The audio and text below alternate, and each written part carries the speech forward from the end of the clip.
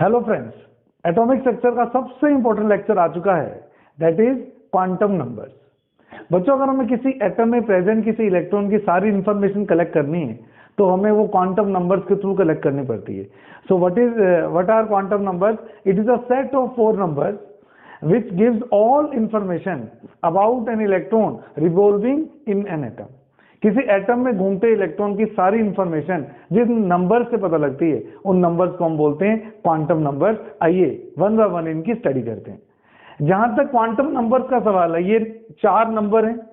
उन 4 नंबर को हम बोलते हैं, एक को बोलते हैं प्रिंसिपल क्वांटम नंबर जिसको n से डिनोट करते हैं, सेकंड को बोलते हैं एजीमुथल और सेकेंडरी क्वांटम नंबर जिसे स्मॉल l से शो करते हैं, थर्ड को बोलते हैं मैग्नेटिक क्वांटम नंबर जिसे m से डिनोट करते हैं, और फोर्थ को बोलते हैं स्पिन क्वांटम नंबर जिसे हम s से डिनोट करते हैं।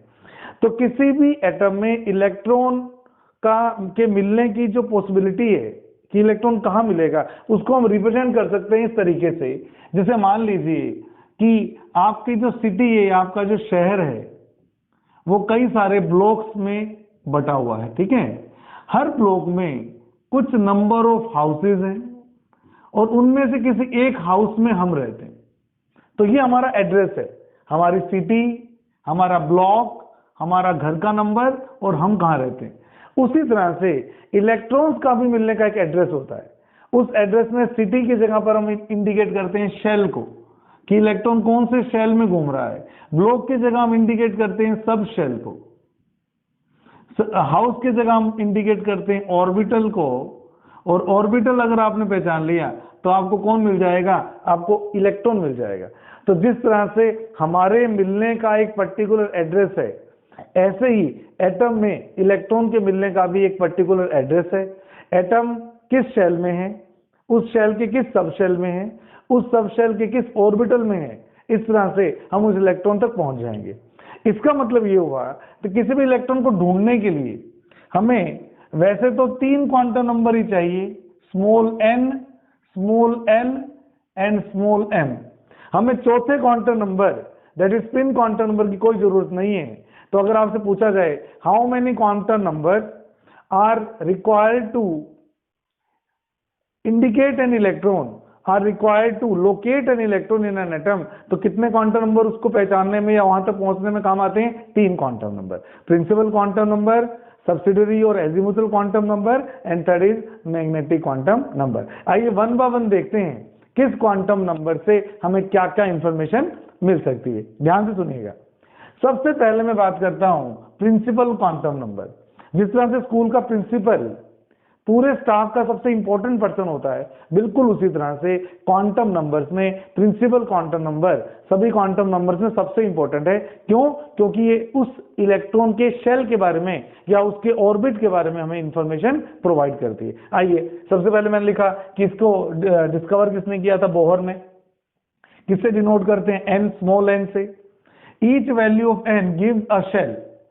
अगर आपको n की वैल्यू दे रखी है तो आपको ये पता लग जाएगा कि वो इलेक्ट्रॉन कौन से शेल में रिवॉल्व कर रहा है। जैसे मान लीजिए n की वैल्यू 1 हो तो फर्स्ट शेल, n की वैल्यू सेकंड हो तो सेकंड शेल, n की वैल्यू थर्ड हो थर्ड शेल, 4 हो फोर्थ शेल। इस तरह से आपको n की वैल्यू से पता लग जाता है कि इलेक्ट्रॉन जो है आपका किस शेल में घूम रहा है।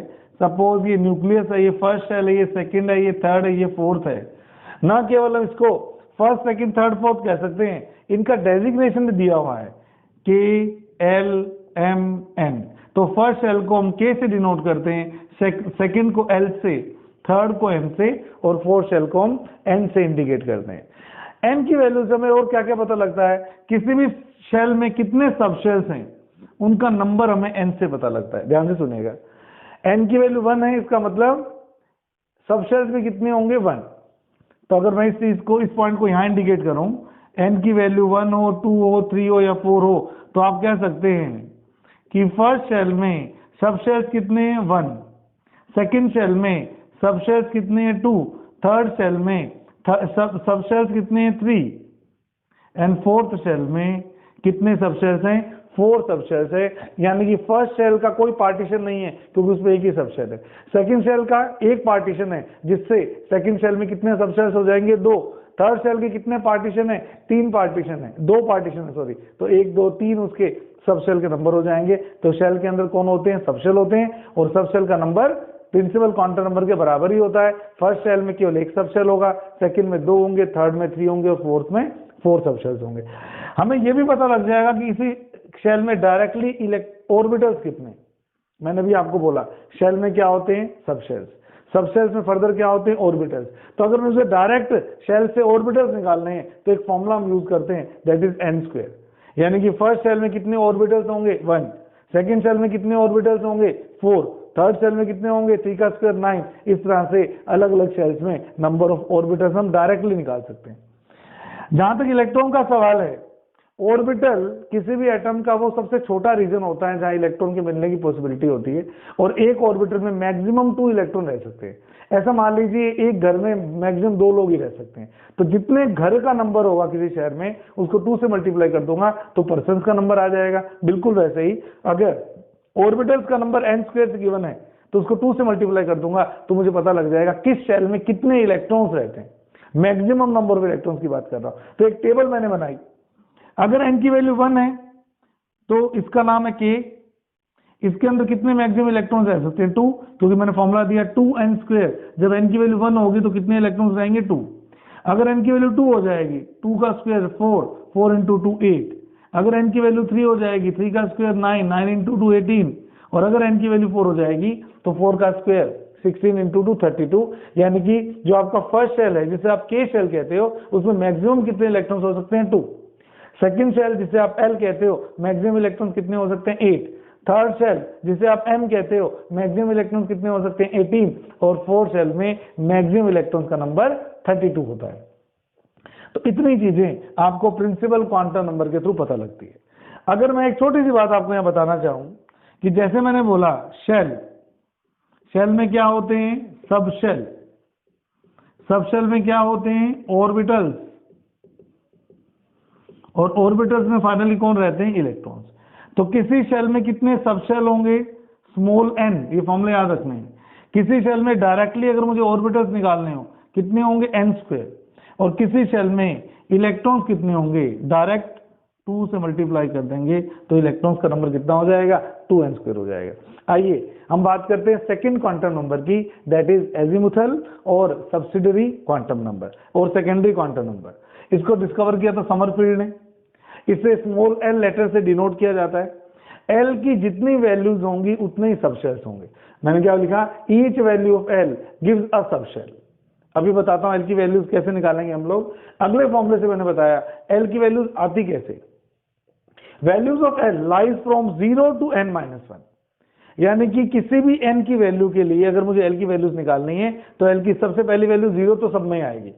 0 के बाद कहां तक आपको जाना है? प्रिंसिपल क्वांटम नंबर की वैल्यू से एक कम प्लेस तक आपको जाना है। एग्जांपल के तौर पर अगर मान लीजिए n की वैल्यू 1 है तो l की वैल्यू कितनी होगी? 0।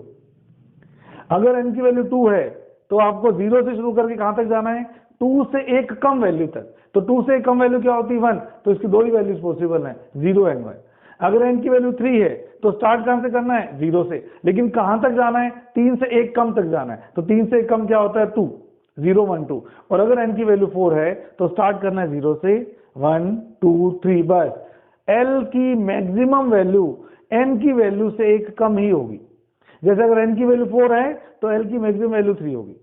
l की मिनिमम वैल्यू कितनी है? 0। तो 0 से कहां तक चलना है? n-1 तक चलना है। जैसे मान लो n की वैल्यू 3 है तो l की मैक्सिमम वैल्यू क्या हो सकती है? 2। n की वैल्यू 2 है तो l की मैक्सिमम वैल्यू क्या हो सकती है? 1। इस तरह से किसी भी शेल में जितने भी सब शेल्स है उतने ही l की वैल्यूज होती हैं। Very very important statement. किसी शेल में जितने सब शेल्स होते हैं उतने ही l की वैल्यूज होती है। अगर आपको l की वैल्यू काउंटिंग की बात कर रहा हूं 1, तो आपको बताइए फर्स्ट शेल में कितने सब शेल्स होते हैं? 1। फर्स्ट शेल में कितने सब शेल्स होते हैं? 1 n के नंबर के बराबर। सेकंड शेल में कितने सब शेल्स होते हैं? 2। एक सब शेल के लिए l की वैल्यू 0 और दूसरे सब शेल के लिए l की वैल्यू 1। ऐसे ही थर्ड शेल में कितने सब शेल्स होंगे? 3। एक सब शेल के लिए l की वैल्यू 0, दूसरे के लिए 1, तीसरे के लिए 2। इस तरह से हमें पता लग जाएगा कि n की वैल्यूज अगर गिवन है तो l की कितनी कितनी वैल्यूज पॉसिबल हो सकती हैं। आइए डेजिग्नेशन की बात करें। जिस तरह से शेल को डिनोट करने के लिए आपने फर्स्ट शेल के लिए k, सेकंड के लिए l, थर्ड के लिए m ऐसे लिखा था ना, ऐसे ही सब शेल्स के भी नेम होते हैं। जिन्हें हम डेजिग्नेशंस कहते हैं, ये आपको याद रखना पड़ेगा। उस सब शेल के लिए जिसके लिए एल की वैल्यू 0 है उसे बोलते हैं हम एस सब शेल। अगर एल की वैल्यू 0 है तो इसका नाम क्या है? एस सब शेल। अगर एल की वैल्यू 1 है तो पी सब शेल, एल की वैल्यू 2 है तो डी सब शेल, और एल की वैल्यू 3 है तो इसको हम क्या बोलते हैं? एफ सब शेल बोलते हैं। एग्जाम्पल के तौर पर जो मेरा फर्स्ट शेल है उसमें केवल एक ही सब शेल है एस।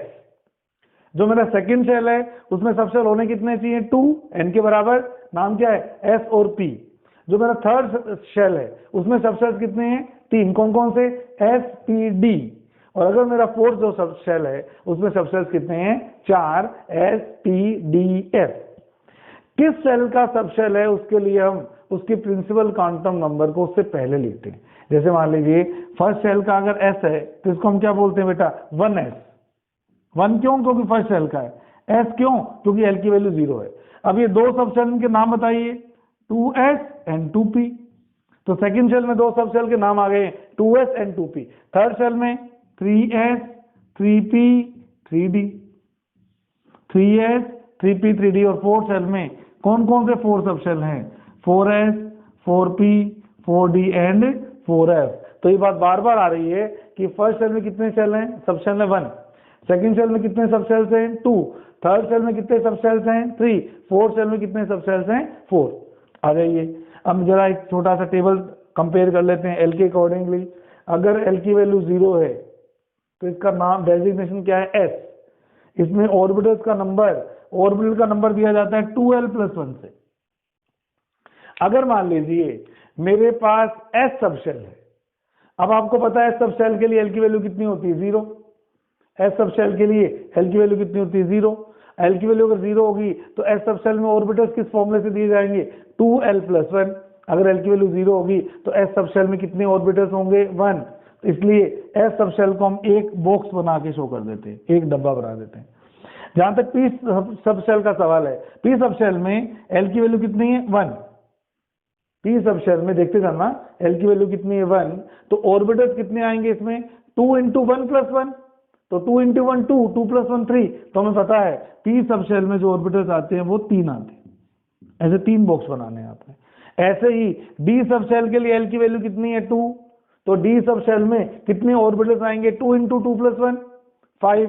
तो जब भी हम डी सब शेल बनाते हैं, आपने नोटिस किया होगा हम ऐसे 5 ऑर्बिटल बनाते हैं। और सिमिलरली अगर हमें एफ सब शेल बनाना होता है तो हम 7 ऑर्बिटल्स बनाते हैं। तो एक और चीज पता लग गई कि एस सब शेल में कितने ऑर्बिटल्स हैं? 1। पी सब शेल में कितने ऑर्बिटल्स हैं? 3। डी सब शेल में कितने ऑर्बिटल्स हैं? 5। और एफ सब शेल में कितने ऑर्बिटल्स हैं? 10। और अगर आपको ऑर्बिटल्स का नंबर पता लग गया तो आपको पता है कि एक ऑर्बिटल में मैक्सिमम कितने इलेक्ट्रॉन्स रहते हैं? 2। तो ऑर्बिटल के नंबर को जब भी 2 से मल्टीप्लाई किया जाता है तो मैक्सिमम नंबर ऑफ इलेक्ट्रॉन्स आ जाते हैं। एस सब शेल में क्योंकि एक ही ऑर्बिटल था तो इलेक्ट्रॉन्स कितने होंगे? 2। पी सब शेल में 3 ऑर्बिटल्स थे तो इलेक्ट्रॉन कितने होंगे? 6। डी सब शेल में 5 ऑर्बिटल्स थे तो इलेक्ट्रॉन कितने होंगे? 10। और एफ सब शेल में 7 ऑर्बिटल्स थे तो इलेक्ट्रॉन कितने होंगे? 14। इस तरह से हम सब शेल के बारे में भी इंफॉर्मेशन निकाल रहे हैं। सब शेल में ऑर्बिटल का फॉर्मूला ये रहा, 2l+1 लिख दूं, 2l+1। और सीधा ही सब शेल में अगर इलेक्ट्रॉन निकालने हैं तो 2l+1 को 2 से मल्टीप्लाई कर दो तो कितना हो जाएगा इलेक्ट्रॉन का नंबर? 2 × 2l+1। तो आप चाहो तो लिख सकते हो नंबर ऑफ ऑर्बिटल्स की जगह अगर आप नंबर ऑफ इलेक्ट्रॉन पूछना चाहेंगे तो ऑर्बिटल के नंबर को हम 2 से मल्टीप्लाई कर देंगे तो ऑर्बिटल का नंबर कितना बन जाएगा? 2 × 2l+1। तो स्टार्टिंग की 2 क्वांटम नंबर बहुत इंपॉर्टेंट है, ये प्रिंसिपल क्वांटम नंबर और ये सेकेंडरी क्वांटम नंबर। तीसरे की बात करते हैं, that is magnetic quantum number. इसको m से डिनोट करते हैं। m की जो वैल्यूज होती है वो एक ऑर्बिटल के बारे में इंफॉर्मेशन देती है। जैसे n किसके बारे में इंफॉर्मेशन देती है? शेल्स के बारे में। l किसके बारे में इंफॉर्मेशन देती है? सब शेल्स के बारे में। उसी तरह से m किसके बारे में इंफॉर्मेशन देती है? ऑर्बिटल्स के बारे में। तो इसकी वैल्यूज देख लें। जैसे पिछली बार मैंने क्या बोला, l की वैल्यूज कैसे होती हैं? 0 to n-1। तो हमें ये देखना पड़ेगा l की वैल्यूज m की वैल्यूज l से कैसे रिलेटेड है। तो मैंने बोला m की जो पॉसिबल वैल्यू होती है वो -m से लेकर +m तक इंक्लूडिंग 0 होती है। एग्जाम्पल के तौर पर मान लीजिए आपके l की वैल्यू 0 है तो m की वैल्यू भी क्या होगी? 0। अगर आपके l की वैल्यू 1 है तो मैंने क्या बोला, एल की जो भी वैल्यू हो उसके माइनस वर्जन से लेकर प्लस वर्जन तक सारी वैल्यूज इंक्लूड होंगी इंक्लूडिंग 0। तो अगर एल की वैल्यू 1 है बच्चों तो कहां से कहां तक एग्जिस्ट करेगी, एम की वैल्यू -1 to +1 इंक्लूडिंग 0। तो कितनी वैल्यूज होंगी, 3, -1 0 +1। अगर एल की वैल्यू 2 है तो एम की वैल्यूज कैसे होंगी, -2 to +2 इंक्लूडिंग 0। तो -2 -1 0 1 2 ये सारी एम की वैल्यूज होगी। अगर एल की वैल्यू 3 है तो एम की वैल्यूज कहां से कहां तक राइज करेंगी, -3 to +3।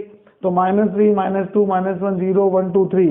इस तरह से अगर आप ध्यान दें, यहां पर एम की वैल्यू आपको 1 ही मिली, यहां पर एम की वैल्यू आपको 3 मिली, यहां पर आपको एम की वैल्यू 5 मिली और यहां पर आपको एम की वैल्यू 7 मिली। मैं पहले ही बोल चुका हूं जितनी वैल्यूज मिलेगी एम की उतनी ऑर्बिटल्स होते हैं, बोला मैंने अभी, जितनी वैल्यूज m की होती हैं उतने ही ऑर्बिटल्स होते हैं। तो वापस ये पॉइंट आपका कोइंसाइड कर गया कि s सब शेल में एक ही ऑर्बिटल होता है, p में 3 ऑर्बिटल्स होते हैं, d में 5 ऑर्बिटल्स होते हैं और f में 7 ऑर्बिटल्स होते हैं। तो इस तरह से हम वैल्यूज ऑफ m निकाल सकते हैं इस फॉर्मूला के थ्रू।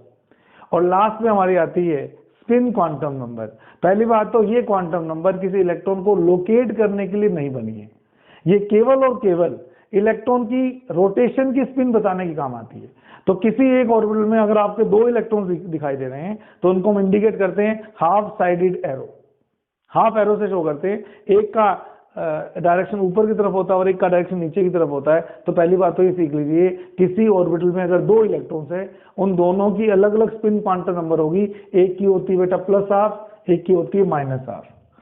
ये फिक्स है, एक ऑर्बिटल के दोनों इलेक्ट्रॉन्स की स्पिन, एक की स्पिन होती है +12, दूसरे की स्पिन होती है -12।